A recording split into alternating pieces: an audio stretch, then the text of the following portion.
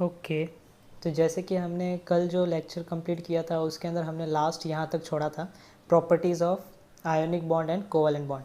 तो उस वक्त हमने आयोनिक एंड कोवलेंट कंपाउंड के बारे में थोड़ा सा इंट्रो किया था। अब मैं आपको इनके बीच का डिफरेंसेस बताऊंगा, फिर हम अगला टॉपिक जो है हमारा मेन जो इसके अंदर आता है, जो इस साल तो शायद नहीं आएगा, लेकिन नेक्स्ट ईयर जो है, जो भी नेक्स्ट ईयर 10th में आएंगे उनके लिए वो बहुत इम्पॉर्टेंट है। ठीक है, इस साल एक्चुअली पेंडेमिक के हिसाब से इन्होंने क्या किया, इसको ओमिट कर दिया है।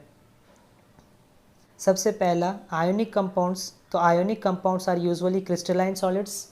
ठीक है, ये एक तो क्रिस्टलाइन सॉलिड्स होते हैं, जबकि covalent compounds are usually liquids और gases. Only some of them are solids. Second, ionic compounds have high melting points and boiling points, that is ionic compounds are non-volatile। मतलब इनका melting point और boiling point बहुत high होता है, इसलिए indirectly short में बोले तो ये क्या होते हैं, नॉन वॉलेटाइल होते हैं। जबकि कोवलेंट कंपाउंड्स जो होते हैं have usually low melting points and boiling points, that is covalent compounds are usually volatile. Volatile, non volatile क्या मीनिंग होता है? वॉलेटाइल मतलब जो ईजीली क्या होता है, उड़ जाता है। जैसे पेट्रोल वॉलेटाइल है, क्यों? अगर हम उसको खुले में रख देते तो वो क्या होता है, उड़ के ख़त्म हो जाता है। ठीक है, वेपर हो जाता है, वेपर फॉर्मेट में होके ये कंप्लीट हो जाता है। ठीक है, तो तीसरा पॉइंट क्या है, ionic compounds conduct electricity when dissolved in water और मेल्टेड। ठीक है, तो covalent compounds do not conduct electricity. एक और ये चीज़ कि आयनिक कंपाउंड्स जो होते हैं वो क्या करते हैं, अगर वाटर में डिजॉल्व किया जाए या मेल्ट हो जाए वो खुद, तो वो इलेक्ट्रिसिटी कंडक्ट करेंगे, जबकि कोवलेंट कंपाउंड इलेक्ट्रिसिटी कंडक्ट नहीं करते। Ionic compounds are usually soluble in water, ये सॉल्युबल होते हैं वाटर में, जबकि covalent compounds are usually insoluble in water except glucose, sugar, urea etcetera. Ionic compounds are insoluble in organic solvents, ये water में तो सॉल्युबल होते हैं आयोनिक, लेकिन ये इनसॉल्युबल होते हैं ऑर्गेनिक सॉल्वेंट्स में, जैसे अल्कोहल, ईथर, एसीटोन, इनमें ये आयोनिक कंपाउंड सॉल्व नहीं होते, मतलब डिजॉल्व नहीं होते, सॉल्युबल नहीं होते। Covalent compounds are soluble in organic solvents, जबकि कोवलेंट कंपाउंड जो है वो ऑर्गेनिक सॉल्वेंट्स में सॉल्युबल होते हैं। ठीक है,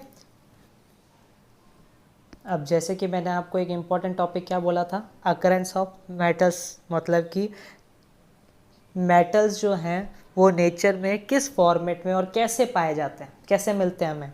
तो earth crust is the major source of metals. आप देखोगे 90% मेटल्स जो हैं वो अर्थ को है ना कह रहे खोद के वहाँ पे माइंस बना के उसके अंदर जाके वहाँ से क्या किया जाता है, स्टोन्स जो होते हैं, रॉक होते हैं, उनको निकाला जाता है और उनसे ये है ना बनाए जाते हैं, मतलब निकाले जाते हैं, एक्सट्रैक्ट किया जाते हैं। ठीक है, तो indirectly most of the metals are quite reactive and hence they do not occur as free element in nature. और एक और ख़ास बात है कि लगभग सारे ये ना कह रहे मेटल्स जो होते हैं वो रिएक्टिव होते हैं और इसीलिए वो क्या है, वो फ्री स्टेट में नहीं मिलते। जैसे example sodium, potassium, calcium, aluminium, ठीक है, कॉपर, मैग्नीशियम, जिंक, आयरन, ये सब आपको फ्री स्टेट में नहीं मिलेंगे, ये आपको किसी ना किसी रूप में, किसी ना किसी फॉर्मेट में किसी के साथ कंबाइन होके मिलेंगे, कंबाइन स्टेट में मिलेंगे। ठीक है, जैसे example the compounds metals found in nature are there. अभी किस किस फॉर्मेट में मिलेंगे, तो या तो अपने ऑक्साइड के फॉर्मेट में, ऑक्साइड मतलब क्या होता है, जैसे MgO, तो अब मैग्नीशियम किस फॉर्मेट में मिल रहा है यहाँ पे, मैग्नीशियम ऑक्साइड के फॉर्मेट में, Fe2O3। आयरन किस फॉर्मेट में मिल रहा है, अपने ऑक्साइड के फॉर्मेट में। ठीक है, इसी तरीके से, या फिर कार्बोनेट्स, कार्बोनेट्स बोले तो जैसे MgCO3, ठीक है, मैग्नीशियम कार्बोनेट, तो इस फॉर्मेट में मिल जाते हैं। मतलब अकेले नहीं मिलते हैं ये किसी ना किसी या तो ऑक्साइड के फॉर्मेट में होंगे, या कार्बोनेट्स, या सल्फाइड, या क्लोराइड। जैसे Fe जो है, Cu जो है वो Cu2S के फॉर्मेट में मिलता है, जिसको कॉपर ग्लैंस बोलते हैं। ठीक है, तो ये ऐसे अलग अलग फॉर्मेट में मिलते हैं। Only a few less reactive metals like copper, silver, gold and platinum are found in the free state as metal।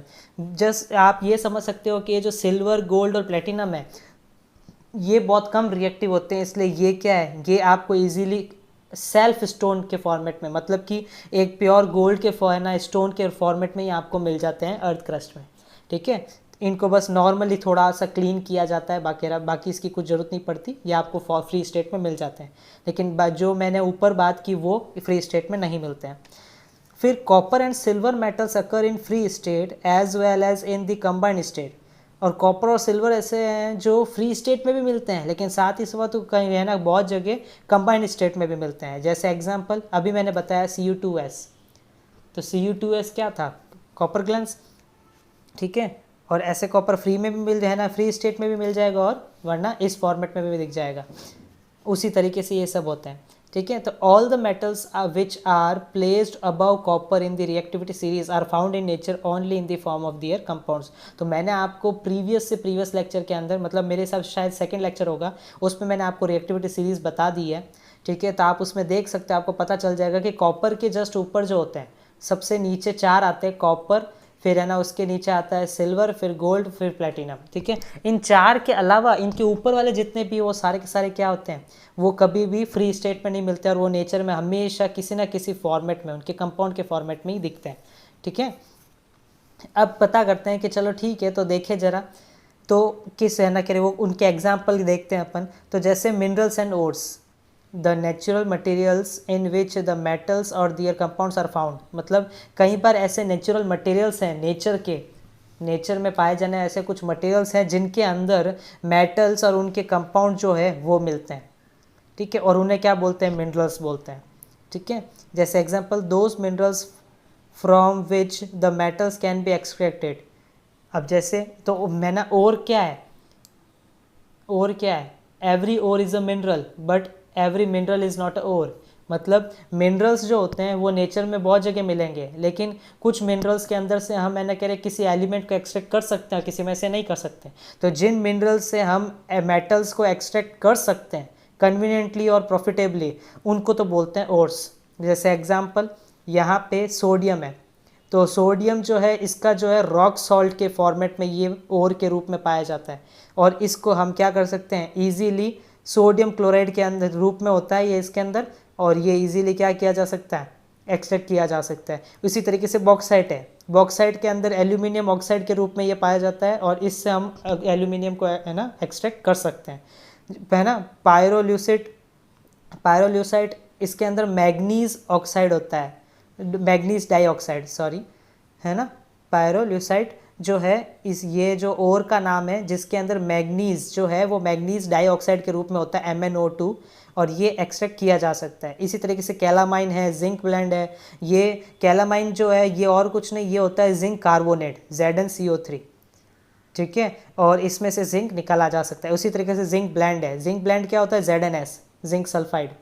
देखो आप नोट करो तो यहाँ पे ये सारे जो दिख रहे हैं आप इनको देख के समझ गए होंगे कि ये जितने भी मेटल्स होते हैं, ये जो रिएक्टिव होते हैं वो नेचर में या तो क्लोराइड के फॉर्मेट में, या ऑक्साइड के फॉर्मेट में, या कार्बोनेट के फॉर्मेट में, या सल्फाइड के फॉर्मेट में आपको नेचर में मिलेंगे। और इसीलिए हम क्या पढ़ते हैं फिर, मेटलर्जी, जिसका मीनिंग क्या होता है, एक्सट्रैक्शन ऑफ मेटल और प्यूरिफिकेशन ऑफ मेटल, ठीक है। ऐसे और भी बहुत सारे एग्जांपल इन्होंने दिए, जैसे आयरन हेमेटाइट जो है, जो कि होता है Fe2O3, इसके अंदर से पाया जाता है, निकाला जाता है, ठीक है। Fe2O3 क्या होता है, आयरन ऑक्साइड जो कि हेमेटाइट होता है, ठीक है। और ये है ना कह रहे, और ये आपको मतलब इनडायरेक्टली आप क्या बोल सकते हो, एक और फॉर्मेट में ये पाया जाता है जिसमें Fe3O4 भी होता है, ये तो कहलाता है फेरिक और वो होता है फेरस। फिर कॉपर का क्यूप्राइट होता है एक तो Cu2O, और एक होता है कॉपर ग्लैंस Cu2s, देखो मैंने ये बोला था। तो इन दोनों से भी कॉपर एक्सट्रैक्ट हो सकता है। मर्क्यूरी को एक्सट्रैक्ट किससे किया जाता है, तो सिनेबर करके आता है, ये और होता है जिसमें मर्क्यूरी सल्फाइड HgS के नाम से होता है ये सिनेबर, इसमें से मर्क्यूरी को इजीली एक्सट्रैक्ट किया जा सकता है, ठीक है। तो अब जरा अपन पढ़ते हैं कि एक्सट्रैक्शन के स्टेप्स क्या है, कैसे है ना कह रहे मतलब कौन कौन से स्टेप्स से इसको एक्सट्रैक्ट किया जाता है। तो सबसे पहला जो आता है, the 3 major steps involve in the extraction of a metal from its ore are concentration of ore, मतलब enrichment of ore, conversion of concentrated ore into metal, and refining, बोले तो प्यूरिफिकेशन ऑफ इम्प्योर मेटल। ये main steps हैं, वैसे तो इनके अंदर भी बहुत सारे आते हैं लेकिन ये मेन है, ठीक है। तो यहाँ पे आप देख सकते हो the various processes involved in the extraction of metals from their ores and refining are known as metallurgy. Metallurgy क्या है? ये वो ब्रांच है, ये वो प्रोसेस है जिसके अंदर मेटल्स को एक्सट्रैक्ट किया जाता है उनके ओर्स से और फिर उनको रिफाइन किया जाता है ताकि प्योरेस्ट फॉर्म लाया जा सके मेटल का। अब कंसंट्रेशन ऑफ ओर या फिर एनरिचमेंट ऑफ ओर, इसका मीनिंग क्या है कि पर यूनिट वॉल्यूम में उसका अमाउंट कितना है, उसी को कंसंट्रेशन पढ़ते आए हम बचपन से। तो यहाँ पे प्रैक्टिकली सोचो इस प्रोसेस में करना क्या होता है। इस प्रोसेस में एक्चुअली क्या करते हैं कि अगर हम उसकी है ना उस वैल्यू को उसको एक्सट्रैक्ट नहीं कर सकते, लेकिन हम उसकी अमाउंट को तो इंक्रीज कर सकते हैं। अब क्वेश्चन है उसका कैसे? तो एक ही तरीका है, हम उसको डायरेक्टली इंक्रीज नहीं कर सकते, लेकिन अगर उसके आसपास की इंप्योरिटीज़ को कम कर दें तो इनडायरेक्टली वो क्या हो जाएगा? हाईलाइट हो जाएगा, वो इंक्रीज हो जाएगा अपने आप में, है ना। इंक्रीमेंट डिक्रीमेंट वर्ड कहाँ से आते हैं कि भाई सराउंडिंग में कोई अमाउंट ज़्यादा है और वो कम है तो हम बोलते हैं इसका अमाउंट कम है, डिक्रीज हुआ है। लेकिन अगर उन्हीं सराउंडिंग्स को मैं कम कर दूं तो अपने आप ही अब ये क्या हो जाएगा? इंक्रीज हो जाएगा। तो दो तरीके होते हैं, या तो उसके अमाउंट को बढ़ा दो या फिर आसपास के अमाउंट को कम कर दो। तो यहाँ पे यही किया जाता है कि जब कंसंट्रेशन ऑफ ओर मतलब क्या है, इसमें क्या करते हैं कि जैसे ओर जो है वो इम्प्योर कंपाउंड होता है मेटल का, जिसके अंदर बहुत ज़्यादा अमाउंट में सैंड और रॉकी मटेरियल होते हैं, ठीक है, सैंड एंड रॉकी मटेरियल होते हैं। तो the unwanted impurities like sand, rocky material, earthy particles, limestone, mica etcetera present in an ore are called gangue, ठीक है। कोई इसको गैंग बोलते हैं, कोई इसको गैंग्यू बोलते हैं, ठीक है। तो ये क्या कहलाता है कि जो ये अनवांटेड इंप्योरिटीज होती है जैसे सैंड है, रॉकी मटेरियल्स है, अर्थी पार्टिकल्स है, लाइमस्टोन, माइका एक्सेट्रा है, ये जो ओर में पाए जाते हैं इनको बोलते हैं गैंग्यू, ये याद रखना। और जब इनको अगर हम हटा दें तो इनडायरेक्टली हमारे ओर के अंदर मेटल का कंसंट्रेशन क्या हो जाएगा? इंक्रीज हो जाएगा, इसलिए वर्ड आया एनरिचमेंट ऑफ ओर, ठीक है। तो before extracting the metal from an ore it is necessary to remove these impurities, ये हटानी जरूरी होती है। The methods used for removing gangue from ore depend on some difference in the physical properties और chemical properties of the ore and gangue. मतलब सहना कह रहे अलग अलग टाइप के गैंग्यू के हिसाब से अलग अलग प्रोसेसेस यूज़ किए जाते हैं, क्योंकि हर कोई प्रोसेस किसी पे भी अप्लाई नहीं किया जा सकता। जैसे अगर चिकनाहट की है ना कह रहे उसके अंदर इम्प्योरिटी है तो उसके लिए अलग प्रोसेस होगा, ठीक है। अभी सूखा है तो ये मोटे पार्टिकल्स है तो उसका अलग प्रोसेस होगा। तो इसलिए इसके अंदर बहुत सारे प्रोसेसेस अलग अलग आते हैं। तो अब ज़रा देखते हैं इसमें कौन से हैं। तो by removing the gangue we get a concentrated ore containing a much higher percentage of matter. समझ गए कि भाई अगर हम इसको कम कर दें गैंग्यू को, इम्प्योरिटीज़ को, है ना, तो इससे क्या होगा कि जो मेटल की परसेंटेज है वो हाई हो जाएगी। तो इनडायरेक्टली हमने कंसनट्रेटेड ओर बना दिया, मतलब उसकी कंसनट्रेशन बढ़ा दी। We will discuss the various methods of ore concentration in higher classes. Please note that the concentration of ore is also known as enrichment of ore. अब आता है conversion of concentrated ore into metal. अब यहाँ पे इन्होंने क्यों है ना कंसनट्रेटेड और ओर जो है उसके डिटेल में नहीं डाला, क्योंकि आपके सिलेबस में इतना नहीं है, वरना इसके अंदर मैं आपको बताऊंगा 10th क्लास की जो गुजरात बोर्ड की बुक्स थी उसके अंदर इसके मेथड्स दिए थे। जैसे एक होता है आपका मैग्नेटिक सेपरेशन मेथड। अब इसमें क्या होता है कि जैसे आयरन है या फिर है ना कह रहे कॉपर है, मैग्नीशियम है, तो ये मेटल्स क्या होते हैं, ये अट्रैक्शन का काम करते हैं, ये इजीली चुंबक मैग्नेट से अट्रैक्ट हो सकते हैं। तो क्या किया जाता है कि मैं ये फ़ोटोज़ जो है एनिमेशन जो है उसमें डाल दूंगा, ठीक है, आप चाहो तो देख सकते हो, मैं अगली स्लाइड में ये डाल रहा हूँ, okay. Froth flotation process. This is a method of concentration of ores used exclusively for sulfide ores. Principle involved is the difference in the wetting properties of the ore and the gangue particles. The sulfide ore particles are preferentially wetted by oil, while the gangue particles are wetted by water.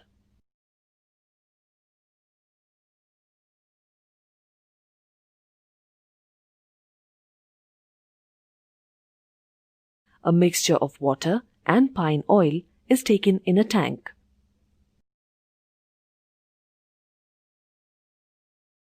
The powdered sulfide ore is dropped in. Compressed air is blown in through the agitator. The agitator is rotated several times. Froth containing ore starts rising up. The impurities settle down and are let out through an outlet at the bottom. froth is dropped into a settling tank where the pure ore sinks to the bottom. Thus, the concentrated ore is ready for further processing.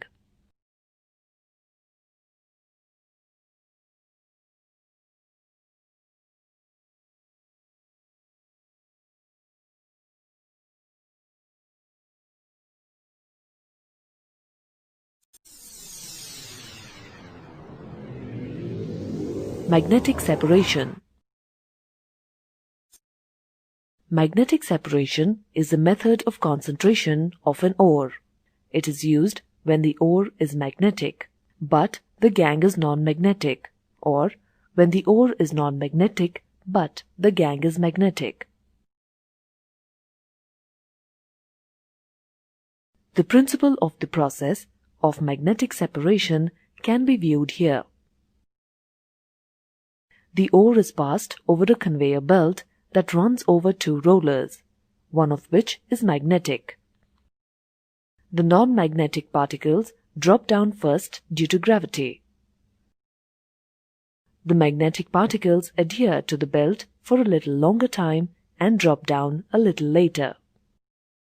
Thus, the ore and gangue particles get separated into different heaps away from each other. The method of hydraulic washing, which is based on the difference in the gravities of the ore and the gangue particles.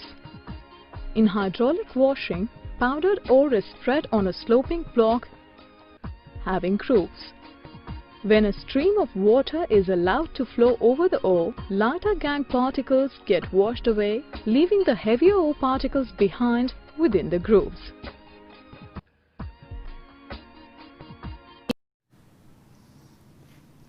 अब पढ़ते हैं conversion of concentrated ore into metal.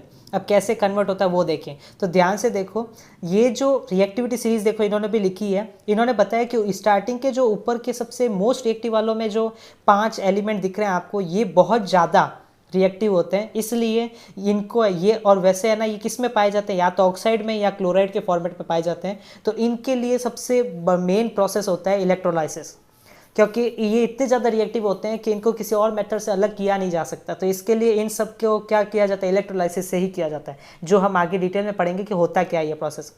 फिर Zn, Fe, Pb, Cu जो है ये फिर भी normal moderate reactive होते हैं, इसलिए इनको तो फिर भी क्या किया जा सकता है, रिडक्शन मेथड यूज़ करके इनके, है ना, कह कार्बन का यूज़ करते हैं। Carbon as a reducing agent काम करता है और वो इनके ऑक्साइड को रिड्यूस करके मेटल को एक्सट्रैक्ट कर देता है।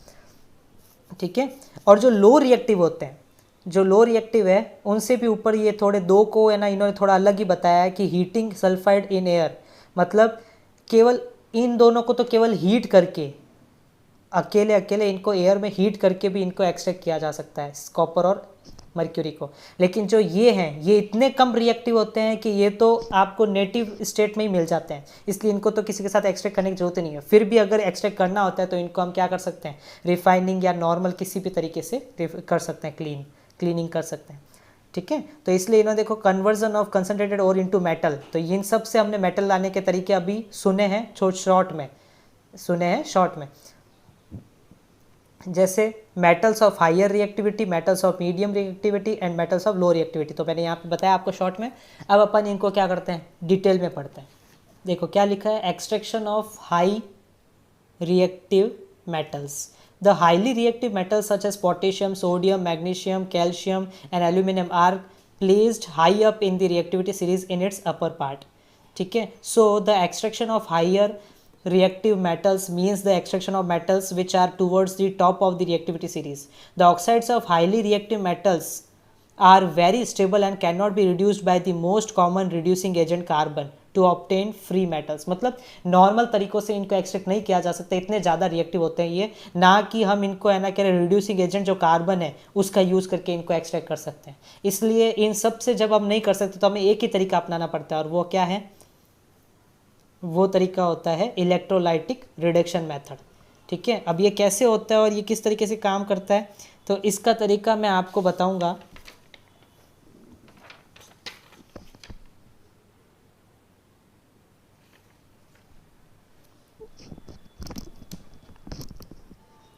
तो ये देखो आपकी स्क्रीन के ऊपर ये फ़ोटो आपको दिख रही होगी, ठीक है। इसके अंदर आपको पता चल रहा होगा, अगर मेरे को एनिमेशन अवेलेबल हुआ तो वो भी मैं आपके सामने अभी रखने वाला हूँ, ठीक है। तो आप देख सकते हो इस तरीके से इलेक्ट्रोलाइसिस जो है वो किया जाता है, इलेक्ट्रोलाइटिक रिडक्शन किया जाता है, ठीक है। आगे पढ़ते हैं। The highly reactive metals which are placed high up in the reactivity series are extracted by the electrolysis of their molten chlorides और ऑक्साइड्स। मतलब कि ये जो हाईली रिएक्टिव होते हैं, ये इनके कहना कह रहे क्लोराइड्स और ऑक्साइड्स जो होते हैं वो अगर मोल्टन स्टेट में होते हैं तो उनका है ना कह रहे इलेक्ट्रोलाइसिस करके हम क्या कर सकते हैं, ईजिली एक्सट्रैक्ट कर सकते हैं, ठीक है। फिर during the electrolysis of molten salts the metals are always produced at the cathode.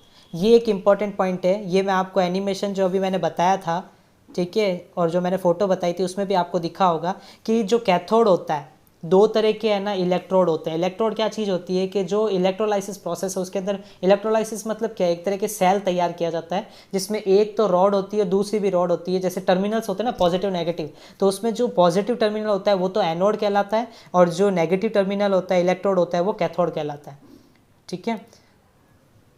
तो ये जो होते हैं, तो इनडायरेक्टली क्या होता है कि वो जो मोल्टन स्टेट में जो होते हैं, सॉल्ट होता है मोल्टन सॉल्ट, उस है ना कह रहे इलेक्ट्रोलाइसिस के अंदर उस मेटल का, तो वो उसमें से मेटल जो है वो अलग होके कहाँ चला जाता है, कैथोड के ऊपर आके इकट्ठा हो जाता है। क्योंकि प्रैक्टिकली सोचो, कैथोड क्या है, नेगेटिव इलेक्ट्रोड है, ठीक है, और मेटल्स क्या होते हैं, पॉजिटिव आयंस। तो पॉजिटिव हमेशा कहाँ जाएंगे, कैथोड, नेगेटिव एलिमेंट है ना इलेक्ट्रोड पे जाएंगे, कैथोड है ना कह रहे अपना क्या होता है नेगेटिव इलेक्ट्रोड, तो इसलिए उसी पे जाएंगे,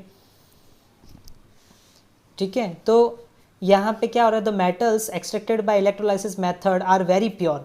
और इलेक्ट्रोलाइसिस इतना है ना कह रहे मतलब क्या बोल सकते हैं अपन, बड़ा स्ट्रॉन्ग मेथड है जिससे आप है ना कह रहे 99% है ना इम्प्योरिटीज हटा सकते, ठीक है।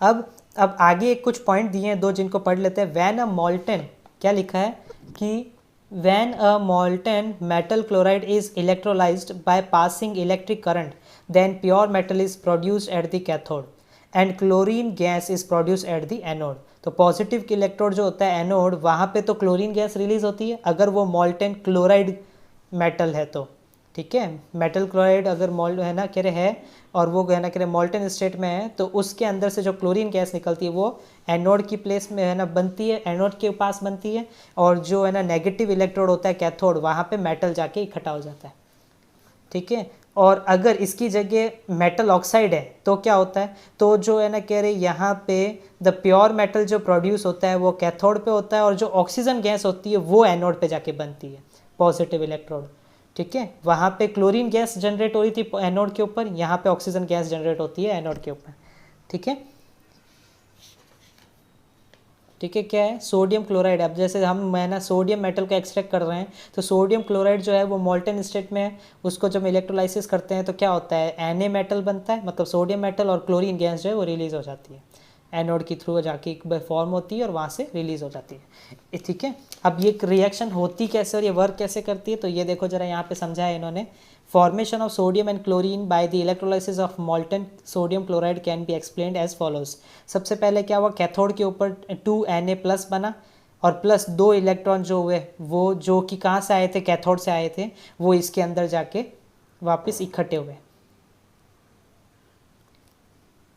चलो ये कैसे होता है जरा समझे हम। तो कैथोड के ऊपर 2Na+, मतलब कि इसने 2 इलेक्ट्रॉन रिलीज़ किए, ठीक है। इसके अंदर ऑलरेडी 2 इलेक्ट्रॉन नहीं थे, ठीक है, समझ रहे हो।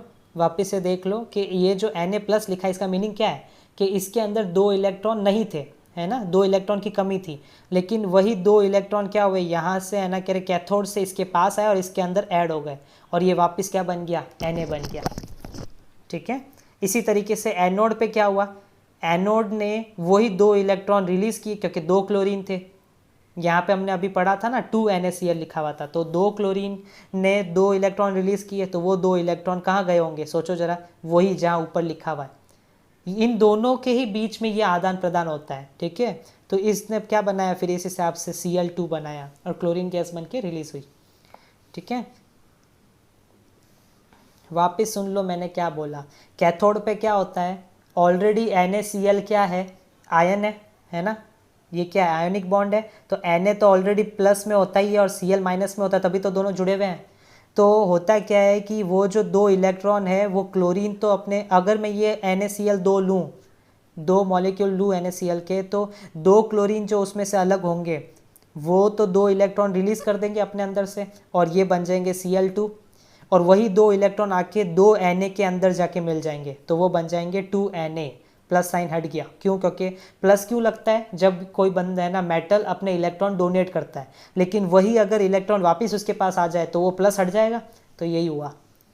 ठीक है, तो इस तरीके से और भी बहुत सारे होते हैं, जैसे यहाँ पे देख लो, जैसे ये देख लो एक्सट्रैक्शन ऑफ एल्यूमिनियम मेटल, इसमें क्या हुआ, तो यहाँ पे इन्होंने बताया Al2O3 मॉल्टन स्टेट में एल्यूमिनियम ऑक्साइड था, ठीक है, और यहाँ पे क्या हुआ, इलेक्ट्रोलाइसिस करवाया तो 4 एल्यूमिनियम के एटम जो है, ठीक है, वो अलग हुए जो लिक्विड फॉर्मेट में थे, लिखा हुआ है ब्रैकेट में, और plus 3O2 oxygen gas release हुई। ठीक है, अब ये कहाँ कहाँ क्या हुआ, तो ये देखो, formation of aluminium and oxygen by the electrolysis of molten aluminium oxide can be explained as follows. तो क्या हो रहा है यहाँ पे कि एक तो बना Al3+ ली और Al बन गया, ठीक है, और उधर साइड 2 है ना ऑक्सीजन जो थे उन्होंने 4 इलेक्ट्रॉन रिलीज किए अपने अंदर से, ठीक है, और ये O2 बन गया। समझ रहे हो क्या हो रहा है? नॉर्मली हम क्या देखते थे पहले कि मेटल इलेक्ट्रॉन रिलीज करते थे और ऑक्सीजन इलेक्ट्रॉन लेते थे, है ना, नॉन मेटल इलेक्ट्रॉन लेते थे, लेकिन यहाँ पे ये ऑलरेडी कंपाउंड बना चुके थे, ये काम करके देने लेने का काम करके ये कंपाउंड बना चुके थे Al2O3, लेकिन अब बारी थी कि इनको वापस अलग होना था और अपने है ना कह रहे जो इन्होंने इलेक्ट्रॉन डोनेट किए और जिसने भी इलेक्ट्रॉन गेन किए उनको अब अपोजिट काम करना था। एल्यूमिनियम हर बार +3 क्यों बनता है?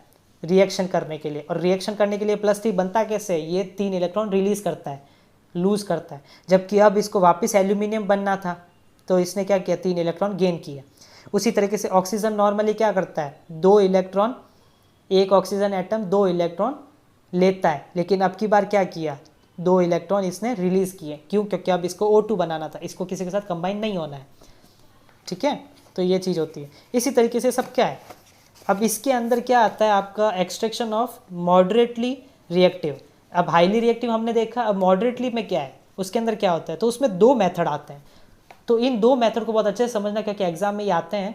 इस बार पेंडेमिक के चक्कर में है ना कह रहे कुछ चीज़ें ऑमिट करा दी गई है, तो उसमें तो ये मेटलर्जी वाला पूरा टॉपिक नहीं आना है, लेकिन मैं ये जो वीडियो बना रहा हूँ ये मैं सबके पॉइंट ऑफ व्यू से बना रहा हूँ और फ्यूचर के हिसाब से भी बना रहा हूँ कि भाई केवल इस साल के लिए वीडियो नहीं है, जब भी जिस साल में भी जो बंदा भी देखेगा इसको वो अच्छे से इसको समझ सके, इसलिए मैं बना रहा हूँ।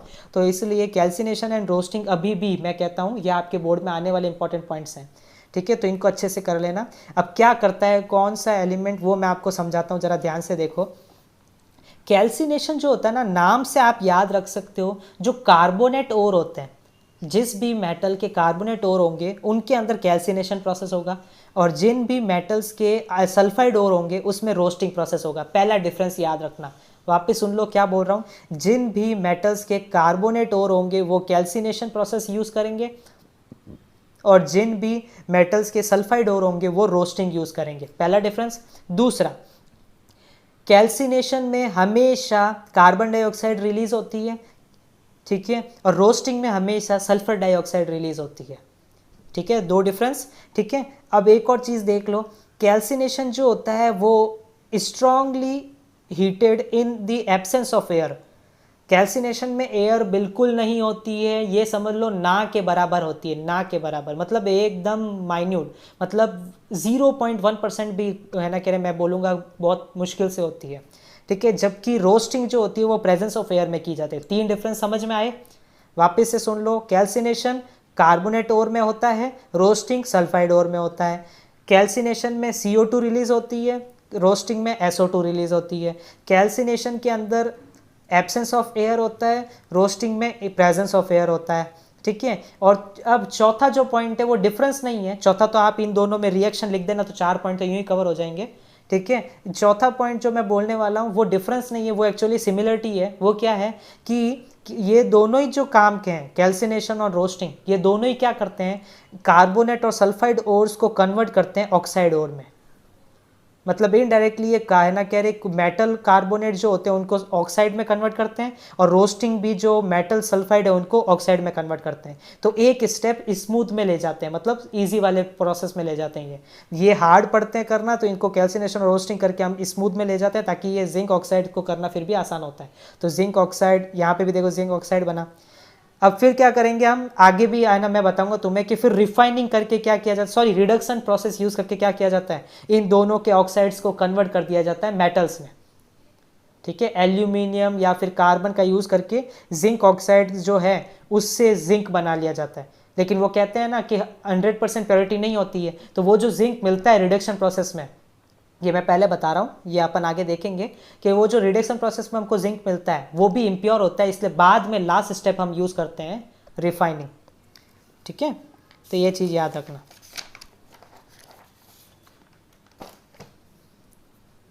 तो देखो ये रहा जो मैंने बोला था वो आ गया, reduction of metal oxide with carbon. यहाँ पे क्या हो रहा है कि आप जैसे मान के आपने देखा प्रीवियस में हमने जिंक ऑक्साइड तैयार किया, तो अब आपको एक चीज़ नोट की आपने, अब आपको समझ में आ गया होगा कि जैसे सबसे पहले हम क्या करते हैं, जैसे जिंक कार्बोनेट के फॉर्मेट में आपको नेचर में मिला, तो सबसे पहले हमने क्या किया, जिंक कार्बोनेट को हमने है ना एक नॉर्मली उसकी कंसंट्रेशन बढ़ाई। पहले तो कैसे बढ़ाई कि भाई हमने उसके अंदर डिफरेंट मेथड यूज़ करके कंसंट्रेशन ऑफ और जो मेथड स्टेप था पहला, उसके है ना उसके अंदर हमने अलग अलग मेथड जो भी होते हैं उसमें से कोई एक मेथड जो इसके लिए सूटेबल है वो यूज़ करके जिंक कार्बोनेट के आसपास जितनी भी इम्प्योरिटीज़ थी जिसको गैंग्यू बोलते हैं वो साफ़ किया। तो पहला स्टेप हो गया। दूसरे स्टेप में जिंक कार्बोनेट को हमने क्या किया, कैल्सिनेशन प्रोसेस से जिंक ऑक्साइड में कन्वर्ट किया। ठीक है, तीसरा स्टेप उसी जिंक ऑक्साइड को, जो जिंक ऑक्साइड सेकंड स्टेप में बना था, उसको हमने रिडक्शन मेथड यूज़ किया और carbon as a reducing agent लिया और हमने जिंक मेटल बनाया। अब जिंक मेटल अभी भी इम्प्योर था तो हमने इसको फिर से क्या किया, रिफाइनिंग की। तो 4 स्टेप में मैंने जिंक, प्योर जिंक एक्सट्रैक्ट किया है, बनाया है। ठीक है, तो ये चीज़ की जाती है। जैसे देखो यहाँ लिखा भी है कि reduction of metal oxide with carbon.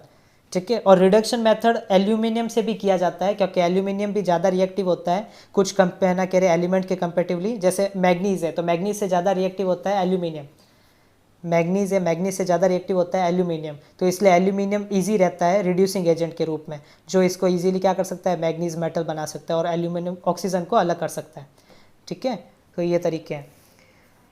जैसे यहाँ पे देखो लिखा है इन्होंने कि आयरन मेटल का क्या होता है, तो ये जैसे है ना कि ऑक्साइड फॉर्मेट में मिलता है, तो हम इसको कार्बन का यूज़ करके इसको एक्सट्रैक्ट कर सकते हैं। इसी तरीके से टिन और लेड होते हैं, ये भी है ना कि एक्सट्रैक्ट किए जा सकते हैं कार्बन का यूज़ करके। Even the less reactive metal copper is extracted by the reduction of its oxide with carbon. यहाँ पे देखो एक लाइन लिखी है कि जिसमें ये कह रहा है कि द रिडक्शन ऑफ मैग्नीज और dioxide with aluminium is a highly exothermic reaction.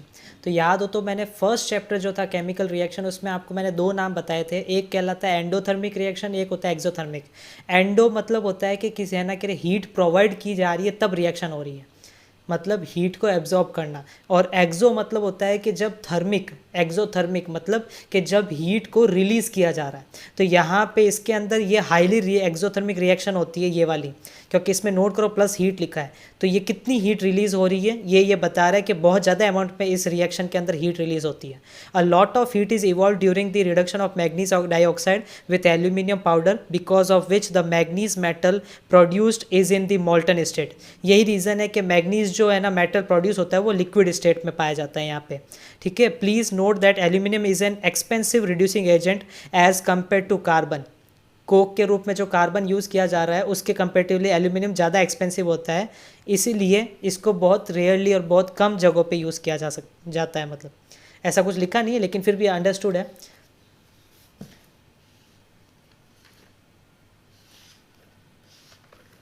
तो इनडायरेक्टली हमने कौन से 2 रिड्यूसिंग एजेंट देखे, एक तो कार्बन जो कि कोक के फॉर्मेट में होता है और दूसरा एल्यूमिनियम पाउडर। ठीक है, कुछ जगहों पे देखो ये कह रहा है कि the use of sodium and calcium metals as reducing agents in the extraction of metals will be discussed in higher classes. ठीक है, तब देखेंगे। अब एक ही छोटा सा पार्ट यहाँ आया है तो उसको अच्छे से समझ लो, क्योंकि ये कहना शायद तुम्हारे सिलेबस में पूछ लिया जाता है कई बार तुम्हारे एग्जाम में। तो ध्यान से देखो क्या लिखा है, थर्माइट रिएक्शन। ये कई बार चैप्टर के बीच में अचानक से आता है और बहुत से लोग इसको ध्यान नहीं देते और इसको करते नहीं अच्छे से। थर्माइट रिएक्शन क्या है? The reduction of a metal oxide to form metal by using aluminium powder as a reducing agent is called thermite reaction. ये जो अभी आपने देखा कि एल्यूमिनियम का यूज़ करके हम मेटल ऑक्साइड को कन्वर्ट करके मेटल जो है ना एक्सट्रैक्ट कर रहे हैं, ठीक है, एज ना aluminium powder as a reducing agent की तरह यूज़ करके, तो उस रिएक्शन को बोलते हैं थर्माइट प्रोसेस या thermite reaction. The reactions of metal oxides with aluminum powder to produce metals are highly exothermic in which a large amount of heat is evolved. In fact, the amount of heat evolved is so large that the metals are produced in the molten state. और इतनी ज़्यादा amount में heat होती है कि जो भी metal oxide है ना से मेटल एक्सट्रैक्ट होता है वो मेटल जो है वो किस फॉर्मेट में ही निकलता है? मोल्टन स्टेट में, ठीक है।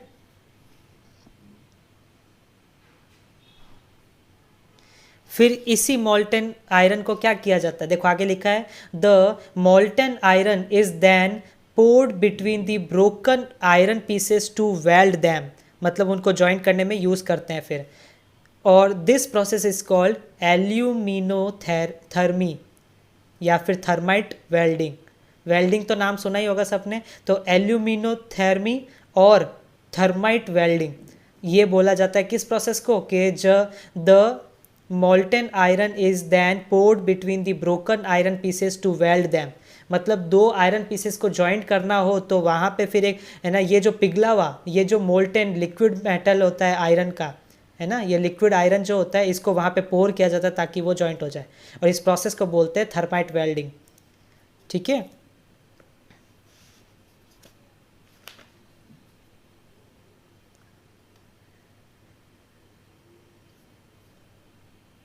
अब अपन देखते हैं extraction of less reactive metal. Less reactive metal जो हैं उनको क्या होता है? तो उनका तो एक्सट्रैक्शन बड़ा आसान है क्योंकि उनको नॉर्मल स्टेप से भी काम कर दिया जाता है, वो तो यूँ ही हो जाता है। जैसे उसमें आता है मर्क्यूरी लेस रिएक्टिव होता है, कॉपर लेस रिएक्टिव होता है, तो इनको तो नॉर्मली आप क्या कर सकते हो, बस है ना कि एयर की प्रेजेंस में हीट कर दो तो ये क्या हो जाएगा।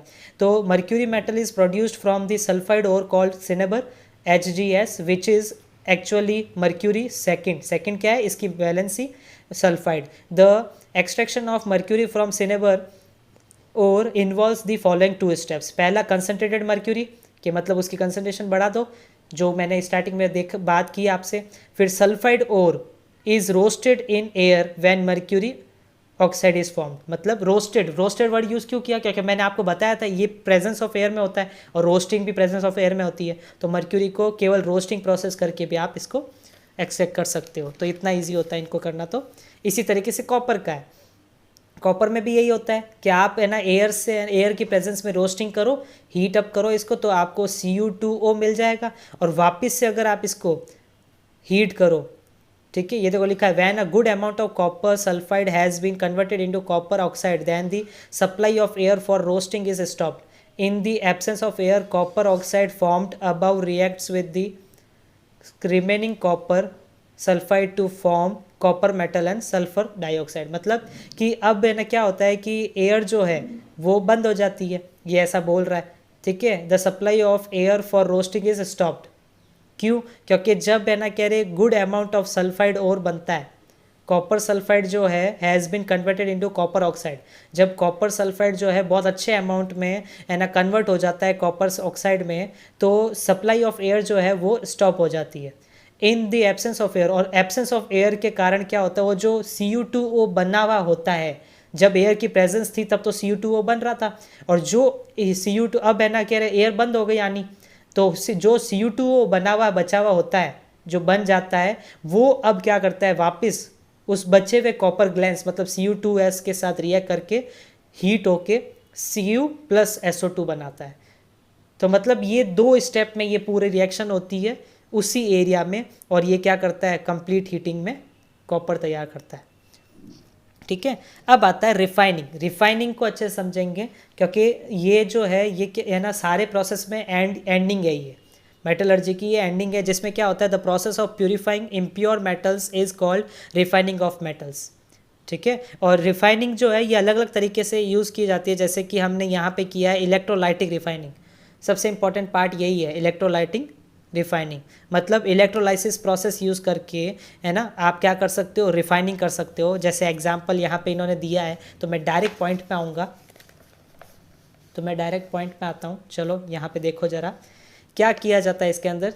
For the refining of an impure metal by electrolysis, क्या लिखा है, पहला, a thick block of the impure metal is made anode. मतलब क्या करते हैं, ये रहा एक प्रोसेस है जिसमें ये जो थिक है ना एनोड होता है, मोटा, ठीक है, जो कि पॉजिटिव इलेक्ट्रोड होता है, उसके ऊपर के उसको वो किसका बनाया जाता है, वो पॉजिटिव इलेक्ट्रोड, वो जो एनोड है वो किसका बनाया जाता है, वो इम्प्योर मेटल जो होता है। मतलब हमने अभी तक, है ना, कह रहे ये रोस्टिंग, कैल्सिनेशन और रिडक्शन मेथड यूज़ करके जो हमने मेटल लिए हैं वो भी अभी भी क्या होंगे, इम्प्योर ही होंगे। तो उस इम्प्योर मेटल का हम क्या बनाते हैं, एनोड तैयार करते हैं, इलेक्ट्रोड तैयार करते हैं पॉजिटिव, और दूसरी तरफ प्योर, उसी मेटल का प्योर, है ना, कह रहे कैथोड तैयार करते हैं। ठीक है, सुन लेना वापस, दो है ना इलेक्ट्रोड हमें चाहिए होते हैं इलेक्ट्रोलाइसिस प्रोसेस में, एक के अंदर तो पॉजिटिव टर्मिनल बनाता है और एक नेगेटिव। तो ये इलेक्ट्रोड जो होता है, जो मोटा होता है, थिक होता है, ये तो होता है इम्प्योर मेटल का, ठीक है, और जो थिन स्ट्रिप होती है प्योर मेटल की बनती है, जो कि होती है कैथोड। ठीक है, फिर क्या किया जाता है, जो इसके अंदर ये हम इसको बोलते हैं इलेक्ट्रोलाइट। इलेक्ट्रोलाइट क्या होता है, वो लिक्विड जिसकी प्रेजेंस में जो होगा तभी उसके अंदर क्या होगा, रिएक्शन होगी, वो जो लिक्विड होता है, ठीक है, उसे बोलते हैं इलेक्ट्रोलाइट। और ये जो लिक्विड होता है इसके अंदर क्या होता है, तो इसके अंदर याद रखना एसिडिफाइड कॉपर सल्फेट सॉल्यूशन होता है। मतलब जिस प्योर और इम्प्योर मेटल को आपने यूज़ किया है, जिस, है ना, इम्प्योर मेटल को एक्सट्रैक्ट करना है, उसी का सॉल्यूशन यहाँ पे लिया जाता है। A water soluble salt of the metal to be refined, मतलब जो मेटल रिफाइन करना है उसी का सॉल्यूबल सॉल्ट लिया जाता है। ठीक है, तो यहाँ पे हमने कॉपर सल्फेट सॉल्ट लिया और उसी को हमने क्या किया, वाटर में डिजोल्व कर दिया। तो इनडायरेक्टली ये जो इलेक्ट्रोलाइट बना वाटर के अंदर, जो हमने ये डाला, तब ये ऑब्वियस है क्या बन गया, अब ये इलेक्ट्रोलाइट। तो अब इस, तो समझ गए, 3 पॉइंट याद रखने इलेक्ट्रोलाइसिस रिफाइनिंग में, इलेक्ट्रोलाइटिक रिफाइनिंग में 3 पॉइंट याद रखने। क्या, कैथोड यूज होता है प्योर है ना मेटल का, एनोड यूज होता है इम्प्योर मेटल का, एनोड होता है मोटा, कैथोड होता है पतला। और जो यहाँ पे इलेक्ट्रोलाइट यूज होता है, जो लिक्विड होता है, वो क्या होता है, वो वाटर के अंदर उसी मेटल का सॉल्ट लेके डाल दिया जाता है जो कि उसमें सॉल्युबल हो, इनसॉल्युबल नहीं, सॉल्युबल, है ना, कह रहे मेटल सॉल्ट जो है वो उसमें डाल दिया जाता है और उससे इलेक्ट्रोलाइट तैयार होता है। ठीक है, अब प्रोसेस में क्या होता है एक्सप्लेन करते हैं जरा। तो देखो ये रहा कैथोड पे क्या हो रहा है, ये रहा आपका कैथोड। अब इसके ऊपर क्या हो रहा है कि कॉपर जो है Cu2+, वो फ्रॉम इलेक्ट्रोलाइट, मतलब इलेक्ट्रोलाइट जो ये आपका लिक्विड था, ये जो दिख रहा है आपको पानी, है ना, ये इलेक्ट्रोलाइट, इसके अंदर से Cu2+ जो है वो आयन इसके अंदर बनते हैं। ऑब्वियस है, इलेक्ट्रिसिटी फ्लो करेगी तो इसके अंदर जो है आयोनिक फॉर्म होने लगेगा, आयंस बनने लगेंगे इस लिक्विड में, तो कॉपर जो है उसके आयंस तैयार होते हैं। फिर कैथोड से क्या होता है, 2 इलेक्ट्रॉन इसको मिलते हैं। तो जब कॉपर आयन जो है वो बनते हैं और इलेना कैथोड से 2 इलेक्ट्रॉन इसको मिलते हैं, तो ये क्या बन जाता है, प्योर डिपॉजिट्स ऑन कैथोड। और यही जो है जो 2 इलेक्ट्रॉन, अब 2 इलेक्ट्रॉन जाते नहीं है कैथोड से उस कॉपर की तरफ, कॉपर खुद वहाँ जाता है कैथोड की तरफ और उसके ऊपर जाके जम जाता है। और जब जमता है ना, तब उस वक्त, है ना, कैथोड ऑलरेडी उनको 2 इलेक्ट्रॉन दे चुका होता है, तो वो कॉपर जो है वो एज अ मेटल के रूप में ही वहाँ जाके क्या होता है, कैथोड के ऊपर इकट्ठा होता जाता है। ठीक है, और एनोड पे क्या होता है, तो एनोड जो कि, है ना, इम्प्योर एनोड का जो कॉपर है वो क्या करता है, वो अपने अंदर से 2 इलेक्ट्रॉन रिलीज कर देता है। ठीक है, और, है ना, 2 इलेक्ट्रॉन रिलीज करके और वो उसको एनोड को दे देता है और खुद क्या होता है, उससे अलग हो जाता है और इलेक्ट्रोलाइट में मिक्स हो जाता है। तो इनडायरेक्टली क्या हो रहा है कि इलेक्ट्रोलाइट के अंदर जो Cu2+ बन रहा है ना, इस लिक्विड में जो Cu2+ बन रहा है वो एनोड ही बना रहा है। मतलब इनडायरेक्टली वो जो इम्प्योर कॉपर है वो ही अपने 2 इलेक्ट्रॉन एनोड के अंदर रख के, मतलब एनोड में, है ना, छोड़ के खुद उससे अलग हो रहा है। ठीक है, तो इस प्रोसेस के दौरान, और उधर साइड कैथोड के ऊपर, है ना, कह रहे वही कॉपर आके क्या जुड़ जाता है और 2 इलेक्ट्रॉन अपने अंदर ले लेता है, तो वहाँ पे प्योर कॉपर इकट्ठा होता जाता है कैथोड पे। और इस दौरान जो भी कचरा होता है, जो गंदगी होती है, इम्प्योरिटीज़ होती है, वो सारी क्या हो जाती है, वो सारी की सारी या नीचे इकट्ठी हो जाती है, जिसको एनोड मड नाम दिया इन्होंने। ठीक है, तो ये पूरा प्रोसेस यहाँ पे होता है। ये प्रोसेस मैं एनिमेशन के रूप में आपके डाल दूंगा उसके अंदर, तो आपको अच्छे से समझ आ जाएगा। Electrolytic refining is the most common method of purifying metals. In this process, anode is made of a large piece of impure metal and cathode is made of a thin sheet of pure metal. And what is the electrolyte made of? A salt solution of metal is taken as the electrolyte. Now, when current is passed through the electrolyte, the positively charged metal ions present in the electrolyte get attracted towards the negatively charged cathode. Alright? Now, when metal ions come near the cathode, they gain electrons from it and get deposited there. And as time increases, the cathode becomes thicker and thicker. As the metal ions from the electrolyte move towards the cathode, an equal amount of ions is released by the anode into the solution. So, as time increases, the size of the block of impure metal keeps decreasing and the anode becomes thinner and thinner.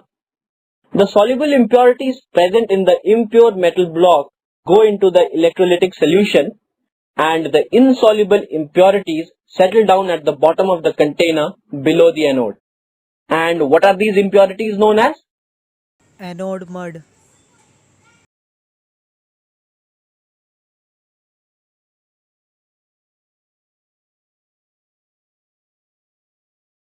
तो अपन ने जो अभी तक पढ़ा है वो सब इस चार्ट के रूप में है कि भाई कंसंट्रेशन ऑफ ओर सबसे पहला स्टेप, फिर उसके बाद हाईली रिएक्टिव मेटल्स हैं तो वहाँ पे तो डायरेक्ट इलेक्ट्रोलाइसिस ही करना पड़ेगा तो प्योर मेटल आएगा।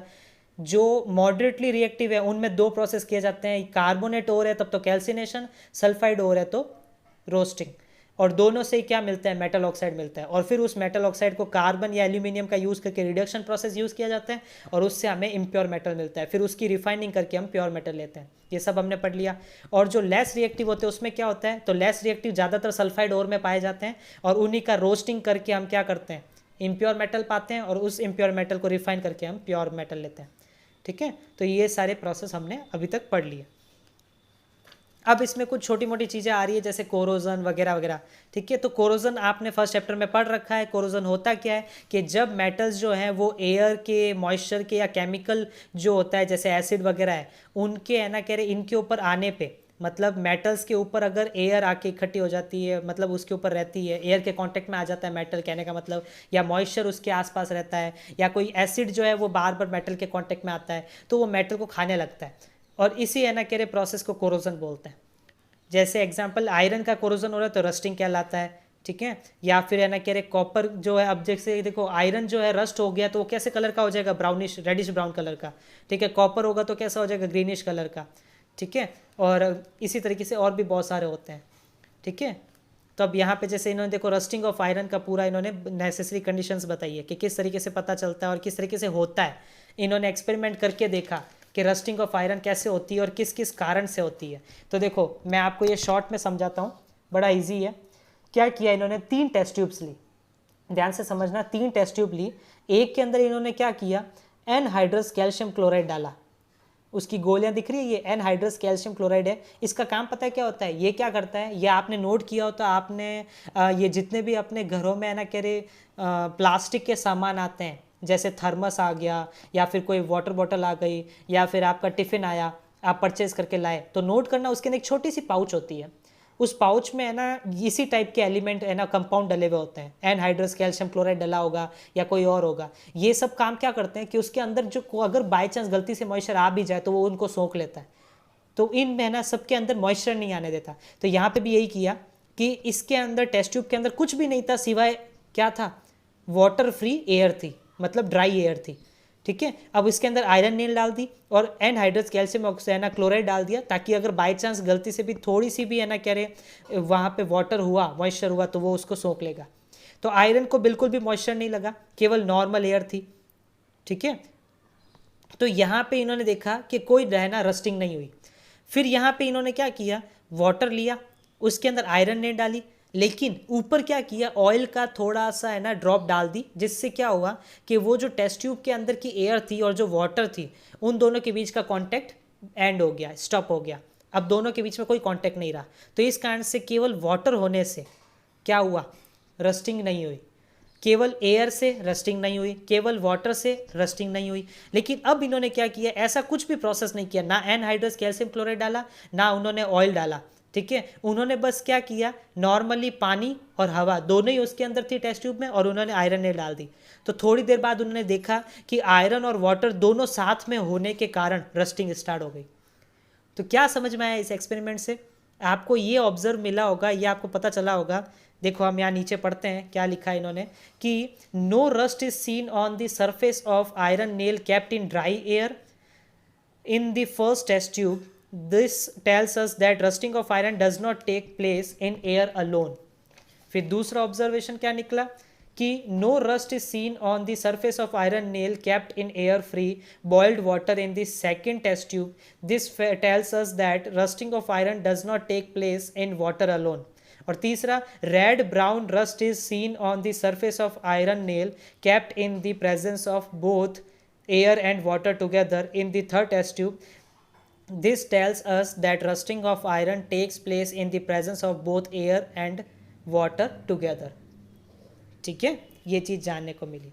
अब आता है कि भाई तो रस्टिंग कैसे सही की जाए, क्योंकि रस्टिंग वैसे नॉर्मली नाम अपन सुन रहे हैं कि यार कोरोजन वैसे तो क्या है, लेकिन एक्चुअली देखें तो कोरोजन बहुत डेंजरस हो सकता है, हजार्डस हो सकता है, कोई बड़ा डिज़ास्टर भी ला सकता है, मैन मेड डिज़ास्टर। कैसे?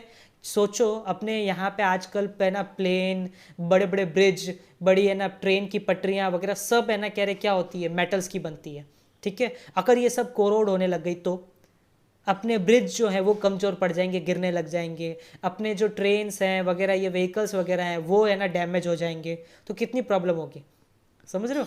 और इससे क्या हो सकता है, बड़े बड़े हादसे हो सकते हैं, एक्सीडेंट्स हो सकते हैं। तो इसलिए क्या तरीका है, एक तो कि है ना पेंट कर लो।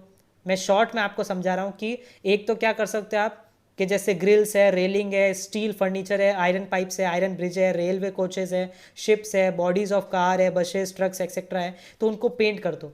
टाइम टू टाइम अगर हर साल पेंट करते रहो तो वो क्या होंगे, रस्ट नहीं होंगे, ठीक है। दूसरा, आप इसके ऊपर ग्रीस और ऑयल डाल सकते हो। जैसे आपने कई बार देखा होगा, अपन मशीनों के अंदर फ्रिक्शन बढ़ने लगता है और हीट करने लगती है या कुछ अटकने लगता है, तो अपन क्या करते हैं उसके अंदर ऑयलिंग कर लेते हैं। तो ये आप कर सकते हो। जैसे आपने गाड़ियों में भी कभी बार की होगी, अपने व्हीकल्स में, साइकिल में भी की होगी कि जैसे व्हील जो है, ये देखो ये गियर जो है ये घूम नहीं रहा है, ठीक है, तो हम क्या करते हैं ऑयलिंग कर देते हैं, तो उससे ये काम हो जाता है।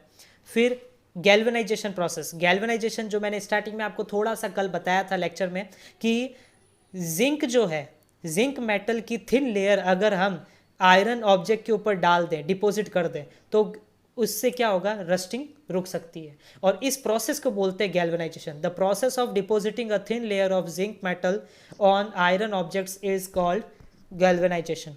और ये किससे किया जाता है, या तो आयरन जो है उसको मोल्टेन जिंक के अंदर डिप करके करो, या फिर एक प्रोसेस होता है इलेक्ट्रोलाइसिस प्रोसेस, इससे भी आप इसको कर सकते हो, ठीक है।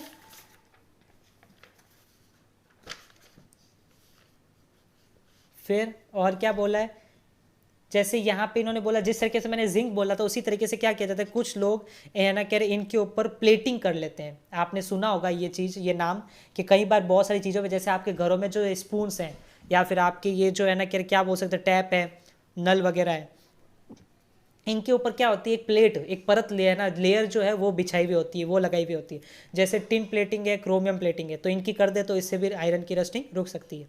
फिर तो आपने घरों में क्या रीज़न है धीरे धीरे स्टेनलेस स्टील यूज़ करने लग गए, क्योंकि वो रस्ट प्रूफ नहीं है, मतलब रस्टलेस है, वहाँ पे क्या होता है, रस्ट नहीं लगता, ठीक है, रस्टिंग नहीं होती। देख लो यहाँ लिखा है, rusting of iron can be prevented by alloying it to make stainless steel. Alloy नाम क्या होता है कि जब आपको किसी मेटल को, उसकी है ना प्रॉपर्टी को अच्छा करना होता है, स्ट्रॉन्ग बनाना होता है, तो क्या किया जाता है, कुछ दूसरे ना कह रहे अच्छे मेटल्स या फिर नॉन मेटल्स उसके साथ कंबाइन करके एक नया सब्सटेंस तैयार किया जाता है, उससे बोलते हैं अलॉय। जैसे एग्जांपल अगर मैं लेता हूँ तो आप यहाँ पे देख सकते हो, ब्रास है, ब्रोंज है, स्टेनलेस स्टील अभी इसने बोला, ठीक है, ये सब क्या है, ये सब अलॉयज़ होते हैं, ठीक है। मैं आगे इनके नाम बताऊँगा और बताऊँगा भी क्या है ना कि इनमें कौन कौन से हैं, किस किस से बने हैं, ठीक है। तो ये चीज़ें होती है। अब इसी तरीके से एल्यूमिनियम का दिया इन्होंने, ठीक है, वही चीज़ें यूजुअल। फिर यहाँ पे को है ना कॉपर का दिया, तो नोट करो, देखो यहाँ पे क्या लिखा है कि एल्यूमिनियम का जो है यहाँ पे क्या होता है कि due to the formation of a dull layer of aluminium oxide on exposure to moist air the aluminium vessel loses its shine very soon after use. ठीक है, और एल्यूमिनियम मेटल जो है वो ज़्यादा रिएक्टिव होता है आयरन के कंपेरेटिवली। तो a thin aluminium oxide layer formed on the surface of aluminium objects protects them from further corrosion. तो क्या किया जाता है, तो इसलिए क्या देखो यहाँ पे क्या लिखा है कि समटाइम्स है ना, कह रहे this means that sometimes corrosion is useful. समझ गए, कभी कभी कोरोजन यूजफुल होता है। कैसे कि एक बार एल्यूमिनियम जो मेटल है ऑब्जेक्ट जो होते हैं उनके ऊपर एल्यूमिनियम ऑक्साइड बनता है, कोरोजन हुआ, एल्यूमिनियम ऑक्साइड बना, तो वो एल्यूमिनियम ऑक्साइड की लेयर क्या होती है उस एल्यूमिनियम ऑब्जेक्ट के ऊपर है ना पड़ी रहती है, बनी हुई रहती है। तो इस कारण से वो एल्यूमिनियम ऑक्साइड क्या करता है, फिर से उसको है ना एयर के और मॉइस्चर के है ना कांटेक्ट में नहीं लाने देता। इस कारण से फर्दर जो कोरोजन होना चाहिए वो नहीं होता। तो इसलिए कुछ हद तक देखें तो कोरोजन अपने आप में ही क्या कर रहा है, हेल्प कर रहा है। तो देखा नेचर कितना मस्त है, कहना करामत करता है। A common metal which is highly resistant to corrosion is aluminium. ठीक है, क्या मतलब था इसका कि एल्यूमिनियम आर्टिकल्स जो होते हैं are not attacked by air and water due to the presence of protective oxide layer. इसीलिए यही रीज़न है कि जो कॉमन मेटल है जो कि हाईली रेजिस्टेंट होता है कोरोजन से, ठीक है, वो है एल्यूमिनियम। क्योंकि इसकी एल्यूमिनियम ऑक्साइड जब बनती है तो इसके ऊपर ही इसको प्रोटेक्ट कर देती है बना के अपने आप को। ठीक है, तो इसलिए एल्यूमिनियम बच जाता है। फिर कॉपर, कॉपर के अंदर क्या है, अब देखो यहाँ पे एक और चीज़ बोल रहे हैं, ये एनोडाइजिंग। एनोडाइजिंग क्या होता है ये जरा मैं बता देता हूँ, कुछ भी रहना नहीं चाहिए, मैं यही चाहता हूँ। ठीक है, the layer of aluminium oxide on the surface of aluminium objects can be made thicker by electrolysis. Electrolysis process use करके एल्यूमिनियम ऑब्जेक्ट्स जो होते हैं उनके सरफेस पे एल्यूमिनियम ऑक्साइड की लेयर को और ज़्यादा मोटा कर दें, तो इस प्रोसेस को बोलते हैं एनोडाइजिंग। ठीक है, और ये प्रोसेस कैसे होता है तो मैं ये भी आपको एनिमेशन के रूप में वीडियो में डाल दूंगा। ठीक है, तो आप उससे समझ जाओगे। The anodising is a process of forming a thick layer of aluminium oxide on an aluminium object by making it anode during the electrolysis of dilute sulphuric acid. मतलब क्या किया इन्होंने, अब ये कैसे हुआ, तो इलेक्ट्रोलाइसिस अभी आपने है ना उसका स्ट्रक्चर तो देख ही लिया कि एक बीकर होता है, उसमें दो इलेक्ट्रोड होते हैं, एक एनोड एक कैथोड, और उसके अंदर मोहना क्या होता है, इलेक्ट्रोलाइट होता है, लिक्विड होता है। ठीक है, तो होता क्या, अब यहाँ पे उस रिफाइनिंग के कंपेरेटिवली यहाँ पे कुछ और बताया है। क्या बताया है कि एनोड जो है वो तो बना दिया जाता है एल्यूमिनियम ऑब्जेक्ट। ठीक है, एल्यूमिनियम ऑब्जेक्ट का वो है ना एनोड बना दिया जाता है, और इलेक्ट्रोलाइसिस के अंदर sulphuric acid, dilute sulphuric acid as a liquid use कर लेते हैं। ठीक है, इलेक्ट्रोलाइट यूज़ कर लेते हैं। तो इससे क्या होता है कि वो एल्यूमिनियम जो है, समझ रहे हो, वो जो है ना कह रहे यहाँ पे on an aluminium object by making it anode. ठीक है, तो यहाँ पे क्या होता है, वो जो दूसरी जगह से है ना एल्यूमिनियम ऑक्साइड बन के उसके पर आके इकट्ठा हो जाता है। तो ये प्रोसेस होता है। अब है कोरोजन ऑफ कॉपर। इसमें क्या हो रहा है, तो यहाँ पे इन्होंने जैसे बोल दिया, ऐसे तो ये सबकी बता रहा है, तो मैं डिटेल में नहीं जाऊँगा ज़्यादा, फटाफट देख लेते हैं अपन। The copper objects lose their shine after some time due to the formation of copper oxide layer on them. When a copper object remains in damp air for a considerable time, then copper reacts slowly with the carbon dioxide and water of air to form a green coating. वहाँ पे white बन रहा था, यहाँ पे green, और है ना रस्टिंग ऑफ आयरन जो आपने पढ़ा उसमें क्या था, रेडिश ब्राउन। सिल्वर के अंदर ब्लैक हो जाती है। ठीक है, सिल्वर के ऊपर क्या होता है, ब्लैक हो जाती है। और इसके अंदर आपने सुना होगा कि इसलिए हमने है ना एक्वारेजिया नाम सुना था, जिसमें क्या होता है HNO3 और HCl। ठीक है, इन दोनों का यूज़ करके क्या किया जाता है, एक्वारेजिया तैयार किया जाता है। ये देखो, ये रहा एक्वारेजिया। कैसे बनता है कि 1 part of concentrated nitric acid मतलब HNO3 और 3 part of concentrated hydrochloric acid, इनको कंबाइन करके एक्वारेजिया बनाते हैं, जो highly corrosive and fuming liquid होता है। और ये ना कह रहे इसका यूज़ कैसे करते हैं, ये गोल्ड और प्लेटिनम को भी डिसॉल्व कर सकता है। ठीक है, फटाफट मैं आपको अलॉय के बारे ना कह रहे कुछ एग्जांपल दे देता हूँ। ये रहे सारे अलॉयज़। क्या है कि alloys are stronger than the metals from which they are made. एक तो नॉर्मल मेटल जो होते हैं जिनको इकट्ठा करके हमने अलॉय तैयार किए हैं, उनके कंपेरेटिवली वो ज़्यादा स्ट्रांग होते हैं, क्योंकि हमने यही पर्पस से तो किया है। तो N alloy is a homogeneous mixture of 2 और मोर मेटल्स और a metal and small amount of non metals. ठीक है, जैसे example when a small amount of carbon जो कि 0.1% से 1.5% तक लिया जाता है, is mixed with iron, we get an alloy called steel. This alloy of iron called steel is hard and strong. तो ये एग्जाम्पल था. इसी तरीके से आयरन मेटल जो है वो है ना कह रहे क्रोमियम और निकल के साथ मिला के भी बनाया जाता है. तो उन तीनों को इकट्ठा करें तो स्टेनलेस स्टील बनता है, जो और अच्छा स्ट्रॉन्ग, टफ और रस्ट प्रूफ है ना, रस्टलेस होता है, मतलब रस्ट नहीं होता उस पर. ठीक है, तो ऐसे बहुत सारे एग्जाम्पल है. अलॉयज हार्डर होते हैं कंस्टिट्यूएंट मेटल से, ठीक है, और मोर रेजिस्टेंट टू कोरोजन होते हैं, have lower melting point than the constituent metals. Alloys have lower electrical conductivity than pure metals. ये प्रॉपर्टीज़ है, इनको आप एडवांटेज डिसएडवांटेज मत समझना, ये प्रॉपर्टीज़ है कि एक तो ये स्ट्रॉन्गर होते हैं नॉर्मल जो इनके है ना जो रॉ मेटल यूज़ हुए थे उनसे कंपेटिवली, हार्डर होते हैं और रेजिस्टेंट, मोर रेजिस्टेंट होते हैं कोरोजन से, और लोअर मेल्टिंग पॉइंट होती है इनके मेटल के कंपेटिवली, और लोअर इलेक्ट्रिकल कंडक्टिविटी होती है. फिर यहाँ पे इन्होंने देखो ये एग्जांपल दिए हैं, ये देखो some of the common alloys are, जैसे ड्यूराल्यूमिन और duralium, magnalium, steel, stainless steel, brass, bronze, solder and amalgam. Amalgam important है थोड़ा, तो इसको अच्छे से देख लेना, मे भी आ जाए. ठीक है, अब ये देखो ब्रास, ब्रास कैसे बनता है, तो ये मैं टेबल जो बना के आपके है ना उसमें डाल दूंगा वीडियो में. ओके, क्या है कि ये ब्रास किसका अलॉय है, कॉपर और जिंक से मिलके बना होता है, जिसमें 80% कॉपर होता है, 80% कॉपर होता है और 20% जिंक होता है. ठीक है, ये ज़्यादातर screw, nut, utensil, cooking utensil, bolt, wire, इनमें काम आता है. ब्रोंज, ये कॉपर और टिन का कॉम्बिनेशन होता है, 90% कॉपर होता है, 10% टिन होता है. ये बहुत ज़्यादा टफ और हाईली रेजिस्टेंट टू कोरोजन होता है, इसलिए इसको हम स्टैच्यू, कॉइन, मेडल्स है ना, स्टैच्यूज़, कॉइन्स, मेडल्स, कुकिंग यूटेंसिल्स, इनमें काम लेते हैं. ठीक है, शिप के प्रोपेलर बनाने में. फिर सोल्डर, ये क्या होता है, ये लेड और टिन का है ना कॉम्बिनेशन होता है, 50% लेड होता है और है ना 50% टिन होता है, और इसका यूज़ जो है इलेक्ट्रिकल वायर्स के रूप में काम किया जाता है, या सोल्डरिंग और वेल्डर के रूप में काम किया जाता है. ठीक है, अमलगम क्या होता है, तो मैं बता दूं, अमलगम जो है वो मर्क्यूरी मेटल का होता है, with one or more other metals is known as amalgam.